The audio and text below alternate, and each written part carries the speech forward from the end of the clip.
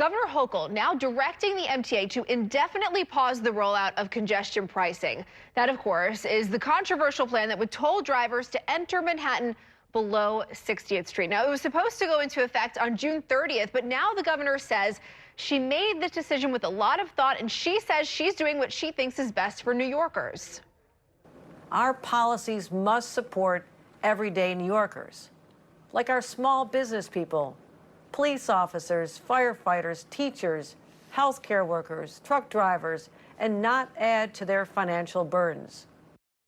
We have team coverage on this today. I'm joined by transit reporter Samantha Liebman up at the desk and also political reporter Bobby Kuza. And of course, we have reporters fanned out across the city getting reaction to this very big news.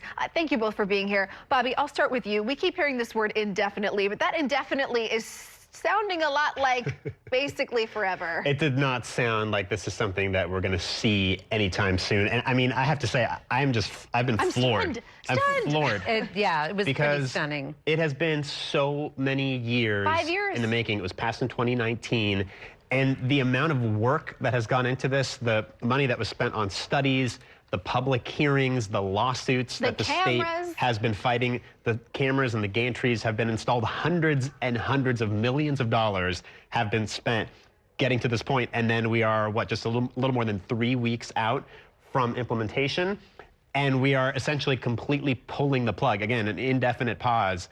But it seems like this plan is just evaporating. And, you know, we heard Governor Hochul sort of chide people like us, the cynics who are going to see this from a political perspective.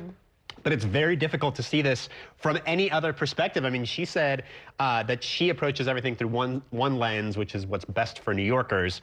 But it cannot be a coincidence that we see a very tough election season coming up for Democrats, particularly Democrats in these congressional races and some of these swing districts across the state, and this has not been a winning issue for those Democrats in those races. Well, then riddle me this, right? If it is really indeed indefinitely, how were they going to start saying this narrative? Because if they really want to use that as a political win, they have to say we killed congestion pricing. They can't say we paused it, because then it's just still going to happen. Right. I mean, I guess they're sort of trying to have it both ways, right? Yeah. Right. But yeah, go ahead. There's still support in some, areas for congestion pricing. The question now is, well, how do they fund the MTA? Because the MTA still has a capital plan that was depending on 50% of its funding coming from congestion pricing. That's the $15 billion. There's a lot of needs that the MTA has, state of good repair being one of them, the things that you don't see that make the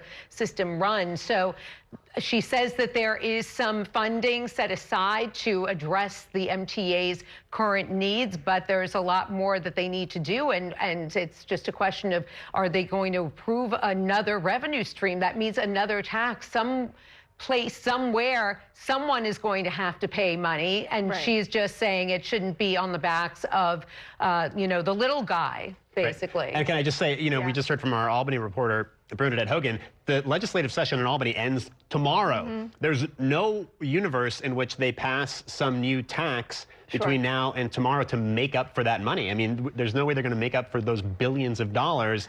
And by the way, taxing people is not a popular move either. No. So I don't know where this money is going to come from. Governor Hochul said they're currently exploring other funding options and that they have set aside some funding to backstop the MTA, but that is all very unclear at this point. The reaction, of course, has been swift, and we will have several of them. Let's start with the mayor when he was asked about this. We have to make sure that it's not a dual burden on everyday New Yorkers. We have to make sure that it's not going to impact our recovery.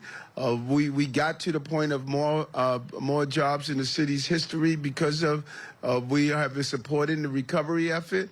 And I think that if she's looking at analyzing what other ways we can do it and how we do it correctly, I'm all for it. We have to get it right. This is a major shift in our city, and it must be done correctly. So here's the million-dollar question, though, right? Of course, we're talking about getting more people in. People are not driving into our central business district. They're not going to. They're going to work from home. Why not make this call then a year ago or 2 years ago? Why make it 3 weeks before this all happens?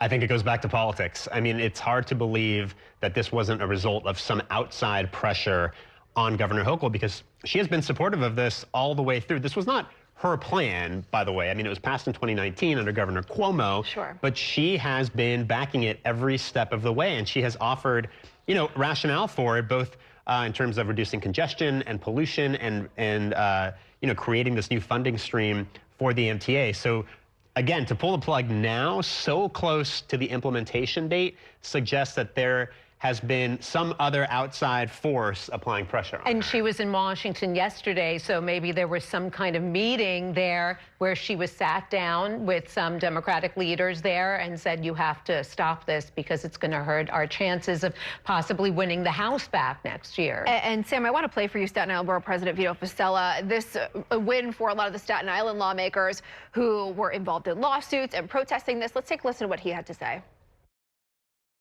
It would make traffic worse on Staten Island and would make air quality worse in Staten Island. That's pursuant to the MTA's own analysis. So we have no legitimate reason to support it.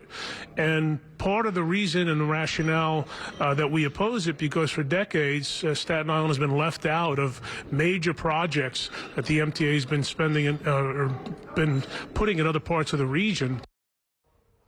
And he does have a point, because Staten Island doesn't have the subway system. And I know the MTA did add some service, express bus service to Staten Island recently, but obviously that's just not enough, or it's too little too late. There's a lot of complaints about the MTA service on Staten Island, that they're sort of forgotten and they still have to drive in and they're going to be charged even more. And also, yes, the environmental assessment did show that there would be more pollution in Staten Island, and there wasn't anything specific in the EA that said that there would be any mitigation measures for Staten Island. But with all of these lawsuits, the MTA started to change their tune and say, well, of course there's going to be mitigation measures for Staten Island. We just haven't laid them all out just yet.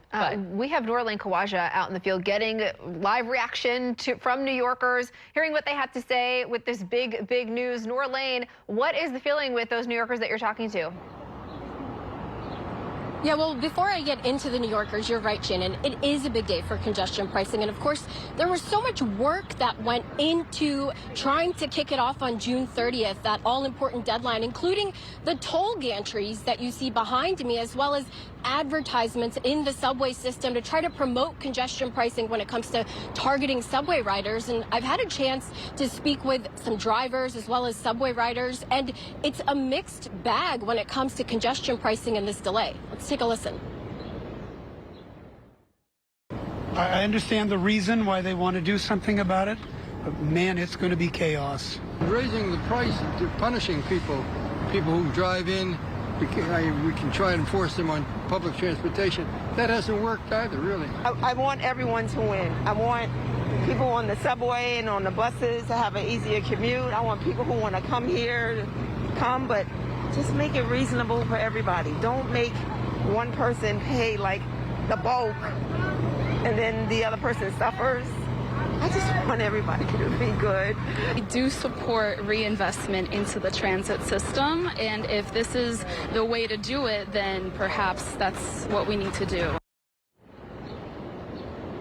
The money collected from the congestion pricing tolls was supposed to fund urgently needed upgrades to the city's aging subway infrastructure. The subway and bus network was slated to get around 80% of the congestion pricing money, according to transit leaders. And of course, Shannon, New York wasn't just hoping to become the first in the nation, but it was also hoping to follow in the steps of global cities like London and Singapore. But now we're left with trying to figure out, how do we do it in a way where we can ease the traffic in New York City, also address the concerns of environmental activists, as well as improve a more than century-old city's subway infrastructure and the bus network. So, of course, New Yorkers very much sounding off about what's taken place today. Yeah, Norlane for sure. And that is a good point that Norlane had there about following in these global cities. Speaking of which, I mean, local TV news networks went to London to go do stories about all of this. It just goes to show you the depth of how much we were preparing for something like this. Yeah, I mean, New York One sent me to London back in 2019 to do reports on how congestion pricing had worked there, which was implemented in 2003. It was actually quite successful and proved to be popular among Londoners. So there was some thought that, we could follow the model that was set in London. But, you know, Governor Hochul makes this argument that there's an economic rationale, that, you know, her focus is on putting money back into the pockets of New Yorkers. She doesn't want to jeopardize New York's economic recovery. And that makes sense on some level. But again, to your point earlier, why wait until now on, what are we on, June 5th? And it's just a few weeks away from the June 30th planned implementation. And Sam, you know, we've already heard from transit advocates. They are totally, you know, they have things to say, but they really are kind of speechless about this. And a lot of the local elected officials as well saying, you know, Jerry Nadler, for example, we cannot allow a vocal minority of drivers who don't qualify for exemptions or discounts to dictate our policy. What do you think the pushback is going to be after this from those very, very vocal transit advocates and lawmakers? I think there's going to be a lot of rallies, a lot of protests. There already is one in front of the governor's office with all of those groups that were pushing for congestion pricing that's happening right now. It's just, you know, there's just doesn't seem to be a way out, a way to raise $15 billion and it was for things like accessibility. I mean, you know, people still can't get around the subway system. I think only 150 subway stations have elevators out of 472 stations. State of good repair, the things that you just don't see behind the scenes that make the subways run. New trains. I mean, we have some subway cars that date back to the 1970s still running. So just some of the things that are just going to be left behind because there's no money to fix those. Thanks for watching our YouTube channel. For more stories in your communities, click the subscribe button right here. You can also download our app or watch us on TV for the latest news and weather updates every 10 minutes and more. We'll see you then.